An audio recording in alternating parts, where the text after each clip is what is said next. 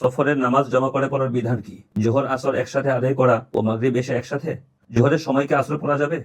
নামাজের একটা মূল সময় রয়েছে, আরেকটা রয়েছে স্বাভাবিকভাবে নামাজ আদায় করার মুস্তাহাব বা পছন্দনীয় সময়।